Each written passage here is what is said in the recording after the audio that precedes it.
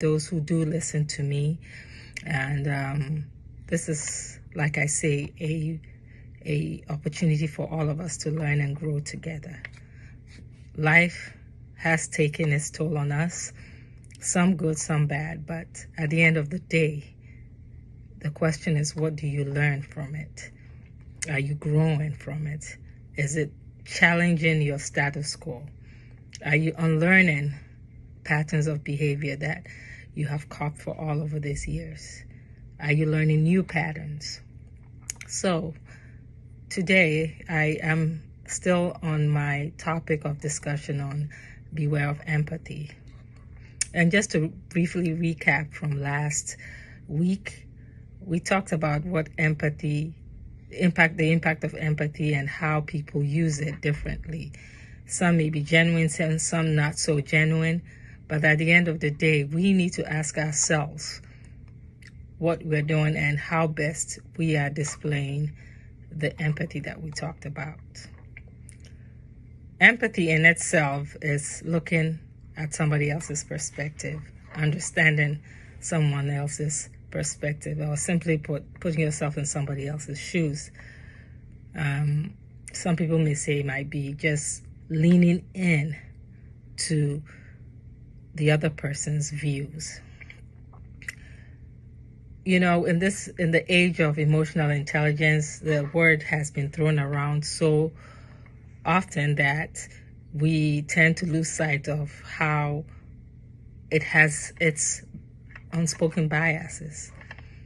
And one of the things I'm delving into is what empathy is and how it affects us as individuals. Yes, you may lean into somebody's point of view, feel sorry for them, but at the end of the day, what impact or how do you impact to the person that is discussing with you or sharing their experiences with you? How well are you able to decipher right from wrong? When to use logic and when not? When does logic override just the mere feeling of empathy? So today what I'm going to focus on is what modern day psychology terms as the 3 categories of empathy. And I will be doing a little bit of reading back and forth, so do bear with me because this is a complex topic. But I feel as if I break it down to myself and I share that with others, it goes a long way to help us become better versions of ourselves.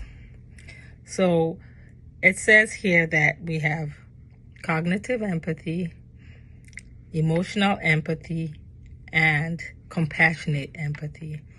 So cognitive empathy is when you do understand the person's perspective, but you are able to still stay logic, or you can also be transactional in nature. You get what the person is saying, but it doesn't necessarily mean that you share the same point of view.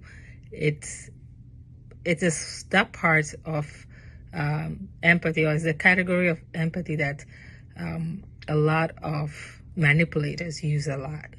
So it may seem as if they understand you, they get you, but their intent is to use it to be able to learn about your vulnerabilities, hoping to use it against you.